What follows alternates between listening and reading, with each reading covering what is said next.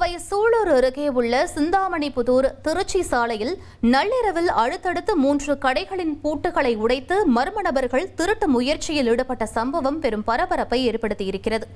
கோவை திருச்சி தேசிய நெடுஞ்சாலையில் அமைந்துள்ள இந்த வணிக பகுதியில் 20க்கும் மேற்பட்ட கடைகள் உள்ள நிலையில் நேற்று இரவு மர்ம நபர்கள் பூட்டுகளை உடைத்து கடைகளுக்குள் புகுந்து பொருட்களை சிதறவிட்டுள்ளனர். எனினும் பெரிய அளவிலான பணம் கிடைக்காததால் ஒரு கடையிலிருந்த 5000 ரூபாயை மட்டும் எடுத்து சென்றதாக கூறப்படுகிறது.